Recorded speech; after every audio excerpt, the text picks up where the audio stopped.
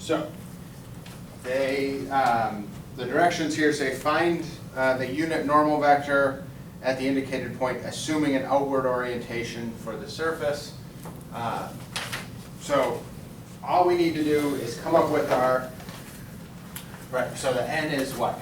So the unit normal vector, little n is? Close root of RB over magnitude of this. Okay. Magnitude of that same vector. So you just have to find a parameterization of that surface, right? And then do that. Now, the outward orientation, I wouldn't get too worried. You should just double check that your vectors, so this is a sphere of radius 2, right? Your vectors for outward orientation should be pointing away from the sphere, right? So you just could pick a point and make sure that the one you get is pointing away. If it isn't, you just negate it, and then it'll be pointing away, right? If you get the standard parameterization, everything works out fine, you don't have to worry about it. So, I think we've done parameterizations of spheres a couple times now, right? And so, if it's a fixed row, right, we can just do this parameterization with the theta and the phi, right? And what's x then? 2 sine phi cosine theta. Cosine theta to sine phi sine theta. Good, okay? And then you can do your r sub theta, your r sub phi. Now be careful, I guess we'll come back to it in a bit, but be careful, these points are x, y, z, right? X, y, z, and so you'll either have to convert the points to figure out what the thetas and what all those are, or we'll see another way to do it as well. But anyways, so here we have this, and so these are just what, -2 sine theta, or sine phi sine theta, right? 2 sine phi cosine theta, and then 0. And then these two just flip the sine of phi's to cosine, right? So 2 cosine phi cosine theta, comma 2 cosine phi sine of theta, and -2 sine phi. Is that okay? And then you have to compute the cross product of these two. And I guess here's another place where you could flip your orientation, right? If you decide to put phi first and theta first, it'll just be negative of that vector, and so you just pay attention to what you should have, but we'll see it should come out okay. All right. So what did we get here? Let's see. I think we've done one of these before. You get sine c squared cosine theta. -4 sine squared phi cosine theta, and then the middle term, right, will be -4 sine squared phi sine of theta. Okay? And then the last one will be what? The last one will be I guess plus 4. Well, it'll be -4, right? -4 sine phi cosine phi sine squared, and then minus 4, and the same thing with cosine squared, right? I guess I'll write it up. Sine phi cosine squared theta. All right, so let's clean that up a little bit. I don't know that there's much we can do with the first part. It's -4 sine squared phi cosine of theta, and -4 sine squared phi sine of theta. What's that simplify down to, the middle piece?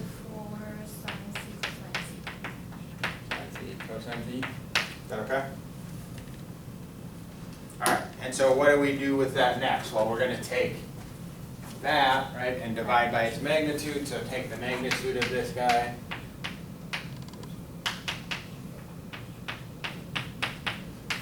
Okay. Nope. Square root, right, of, I'll just 16 sine to the fourth phi cosine squared of theta plus 16 sine to the fourth phi sine squared of theta. I think we had one like this before, right? That was similar. And then plus 16 sine squared phi cosine squared phi. Is that okay? And then just start cleaning it up. So that the first two terms have are the same with a cosine squared and a sine squared, right? So what's that become? 16 sine fourth Sine to the fourth of phi. plus 16 sine square theta Okay. cosine square theta. Okay, good. And so then notice you have, right, sine squared in both terms, and so you can pull out, I'll just do it, 16, just to make sure everybody's on board. You can pull out 16 sine squared of phi, and then you're left with sine squared plus cosine squared, so that's just 1, right? So this whole thing simplifies down to 4 sine of phi. Is that okay? All right, so then what's our n?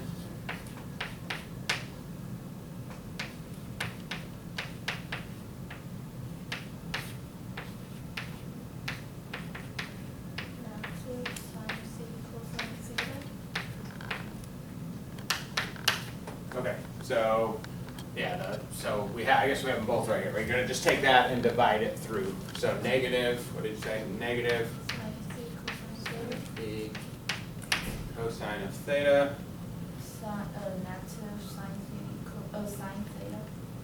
Negative sine phi sine theta, and Negative cosine c. negative cosine phi. okay. So, now we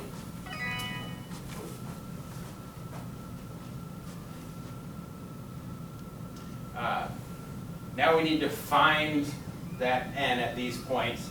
Again, I think what we'll just do is find our n, and if it's not pointing in the right direction, then we'll adjust. Okay, so you'll just negate it if it's pointing in the wrong way. Does that make sense? Whatever formula we come up for n, they're either pointing out or they're pointing in, and we just have to we'll just have to figure that out. So anyways, let me.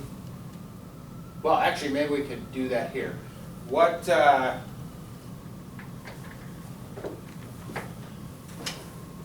So you could take the point 0, 2, 0. So what theta and phi does that correspond with? Phi is pi over 2, and theta is pi over 2 too. Yeah. So you could correspond that with pi over 2, pi over 2. So what would happen if you plug in pi over 2 to this? 0, 0. Oh, second one is not. 0, negative 1, 0. I think that's right, yeah. No, I wasn't paying attention to which one was which. So which one was we said, they're both pi over 2, right? Yeah. Yeah, pi over 2, pi over 2.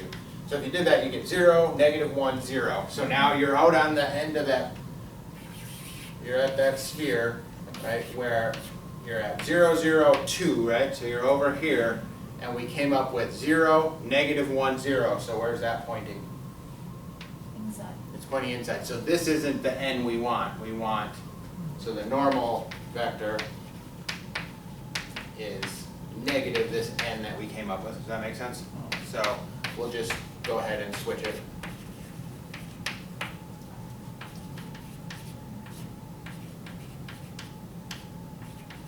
Very seldom does it make much of a difference. I always thought the standard, they gave you the positive one, but maybe it doesn't. But anyways, so hopefully we didn't screw up something here. Oh, I just erased my points. What were my points again? 0, 2, 0, 0. 2, 0. Square of 2, square of 2, 0. And 1 square of 2, 1. 1 square root of 2, 1. Yep. Okay. So I think it's theoretical. It's possible that you could just go through these points, right, and then figure out where you are on this curve. what theta and whatever we're, like we did for this point. But I think on this example, something jumps out at me that makes it seem even easier. So I'm gonna call that n that we determined there, which was really our negative n, that's our new n, okay? So that's our normal vector. So what was it, sine of phi, cosine theta, sine phi, sine theta, cosine phi? That thing should look pretty familiar to the parameterization we started with, right? What's the difference between that and the r that we started with? No, no. Right, so there's no 2, right? And so this is the same thing as, I'll write it like, I'll just put the first part like this. 2 over 2, and then you could do the same thing with the other parts, right? That's what our x was.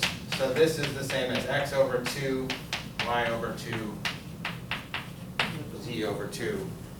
If you do that, that doesn't always happen. You can't always recognize the nice thing, but if you do it this way, then we can just use these points as is and throw them in. And so then we get, 0, 1, 0 real easily there. Does that make sense? And then we get root 2 over 2, root 2 over 2, 0, and we get 1/2. Does that make sense? So again, either way is fine. You don't have to necessarily see that, but on that one, I think it sort of jumped out at me that those looked like the same thing we started with. And so be on the lookout for that. That can make your life slightly easier, I guess. Okay. All right. So what was the other one? 31? 31. All right, so give you this vector field, I'm going to abbreviate here. -1, or 1, -1, z, right?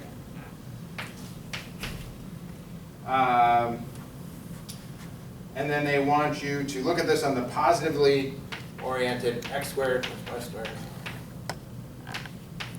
plus z squared equals 9. So maybe this comes into play with the positive orientation. In the end, your answer should just be negative if you picked the wrong orientation from what you started with. But the directions say to use flux, so what's the definition of the flux? It's just the double integral, right, of over the surface. All right, the surface as a vector of your f. Normal time, you see? Right, so normal ds, but in practice, how do we compute that? RU cross RV, and then D, I guess here I've already converted down, right, to D, yeah, over RV2. So it's, the definition is really the double integral over your S of your F dot ds, right? But this is in practice the way we'll work this out. So you first come up with parameterization again, and so again, it's a sphere. Was it the whole sphere? Yeah, is the outward oriented boundary of the solid enclosed by this, right? So it's the sphere of radius 3. And so if we just do what we did last time, right? 3 sine phi cosine theta, 3 sine phi sine theta, 3 cosine phi. Okay. And so now, what's the difference between what we did, or what we did last time and this one? The 3 gets replaced by the 2, right? I guess it doesn't matter. My point is, if we do the r sub theta and r sub phi, like we did last time, we're getting the wrong direction, right? We're pointing in the wrong direction. And so I'm going to just do this. The normal vector, I'm just going to pick the r sub phi cross r sub theta to turn it around. Well, not even to turn it around. We're not even going to compute this. But what I'm saying is, if you compute it with theta, then if you do theta then phi, we're getting backwards, right? From what we wanted. So I won't even call this n. But my point is, your n has to be negative of the theta phi 1, and so if we do phi then theta, we'll get the right direction. Does that make sense? And so you gotta worry about that just slightly when you compute this. And so this will give us that same thing, right? The 2 was a constant on the last one. You're gonna replace the 2 with a 3, but all the work will be exactly the same. So we should get that same sine of phi, cosine theta, comma, sine theta, cosine phi, right, as your cross product. And so when we plug this stuff in, right, and what, this time our angles are going over all the allowed angles to get a sphere, right? And so what is that? Yeah, so let's actually do the f first. So it's 1, -1, and then we plug in 3 cosine. the 3 cosine phi, so 3 cosine phi, and then we'll dot that with this. I'm just gonna say this for now. And then d, I'll just do d theta d phi, I don't think the order matters. So if we're going across the whole sphere with this parameterization, what do our thetas go to? The thetas go from 0 to 2 pi, and then the phis go from 0 to pi. Good. Does that make sense? You feel okay from there, or is that you still have problem there? I just use all the U and V's to replace instead of C and C. Okay. So I use U times cosine V and U sine V and 9 minus U squared. Okay. I use that one, but I don't know what goes wrong. I Okay. just gotta, Well, try it like this and see if you can get there. yeah. Theoretically, I guess you'd end up with 2 different surfaces if you did it this way. Because you could theoretically solve this and do, x, y, square root of 9 minus x squared minus y squared, and then do it over the circle, but then you gotta account for the top and the bottom. You might have to do 2 integrals to do that. I don't know which way is simpler. But try this and see if it works out, and we can finish it next time if it doesn't. Sure. Okay. Any other questions then out of 15.6 homework? Okay. Well, we'll stop there.